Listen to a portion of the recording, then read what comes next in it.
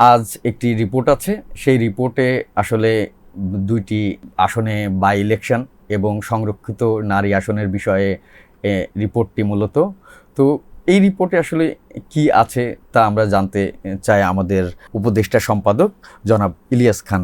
তো আপনি আমাদের বলবেন যে রিপোর্টে আসলে কি আছে। দুটি যে উপনির্বাচন আপনি জানেন, সেটি অলরেডি নির্বাচন কমিশন বলেছে যে রোজার মধ্যেই সেটির আবার শিডিউল ঘোষণা করা হতে পারে কবে নির্বাচন হবে। এবং নারী যে প্রার্থীগুলো আপনি বলেছেন, নারী যে সংরক্ষিত আসনের, সেটি সংসদ বসার পরে বোধহয় সিদ্ধান্ত। বাট এখন আলোচিত হচ্ছে স্থানীয় সরকার নির্বাচন। আপনি জানেন যে বিএনপি যিনি মহাসচিব, একই সঙ্গে যিনি স্থানীয় সরকার মন্ত্রী, তিনি কিন্তু বলেছিলেন নির্বাচনটি যে যত তাড়াতাড়ি হওয়ার কথা। কারণ আমরা বিগত 15.5 বছর আওয়ামী লীগের শাসন আমলে আমরা দেখেছি স্থানীয় সরকার নির্বাচন বলতে কিছু ছিল না। সেখানে প্রতীক পাওয়াটাই বড় কথা ছিল। প্রার্থীদের সঙ্গে জনগণের কোনো যোগাযোগ ছিল না। প্রার্থীরা নেতাকে তুষ্ট করে প্রতীক নিয়ে আসতেন এবং বলে যে অটোমেটিক জিতে যেতেন। এটা তো প্রকৃত স্থানীয় সংসদ নির্বাচন না। সুতরাং আমি বলতে চাই, নির্বাচন কমিশনের এটি বড় একটি পরীক্ষা। প্রথম পরীক্ষায় তারা উত্তীর্ণ হয়ে গেছে। এই যে জাতিসংঘ নির্বাচনটি ছিল, জাতীয় সংসদ, সেটি কিন্তু মোটামুটি না, আমি বলবো যে খুব ভালো নির্বাচন হয়েছে। যদিও অনেক দুর্মুখরা বলেন যে নির্বাচনটা স্টেজ নির্বাচন ছিল, কে কত আসন পাবে সেটি ঠিক করে রাখা হয়েছে, হা কে পাবে, না হা জিতবে না জিতবে সেগুলো ঠিক করে রাখা হয়েছে। বাট আমরা এগুলো বিশ্বাস করতে চাই না, এগুলো কোনো প্রমাণ তো নেই।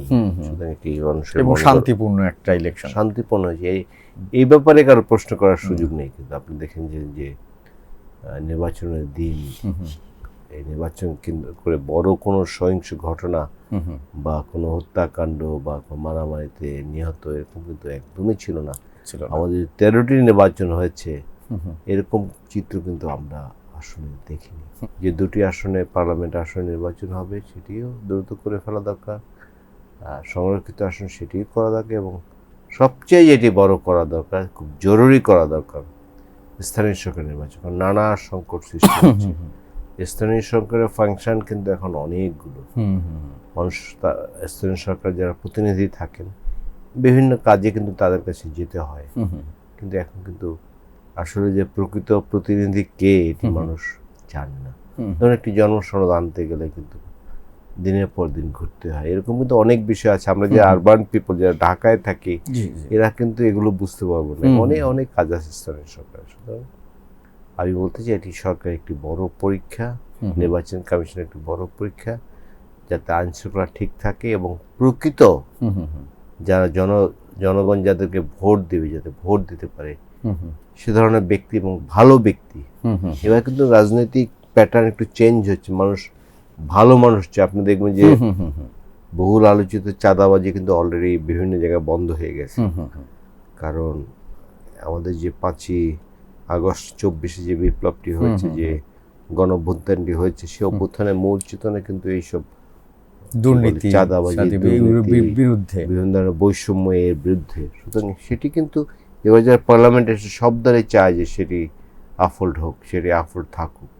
সুতরাং আমি বলতে চাই, এবার যে স্থানীয় সরকার নির্বাচনটি হবে সেটি একটি কি বলে মাইল ফলক হবে যে বাংলাদেশে। কারণ স্থানীয় সরকার নির্বাচন আপনি জানেন যে মারামারি, বিভিন্ন দ্বন্দ্ব কিন্তু হয়। কিন্তু এবার আমরা আশা করতে চাই যে সে ধরনের দ্বন্দ্ব যাতে না হয় এবং মানুষ যাতে ভোট প্রয়োগ করতে পারে, যেমনটি করেছে পার্লামেন্ট নির্বাচনে। যতই প্রশ্ন থাকুক, আর ভোট তো দিয়েছে সবাই, ভোট দিতে তো কোনো বাধা হয়নি। গেলে তো কেউ বলেনি যে আপনার ভোট দেয়া হয়ে গেছে, তারপর কবর থেকে উঠে তো কেউ ভোট দেয়নি, তাই না? সুতরাং এই নির্বাচনটি ব্যাপক গ্রহণযোগ্যতা পেয়েছে এবং স্থানীয় সরকার নির্বাচন গ্রহণযোগ্যতা পাবে বলে আশা করি।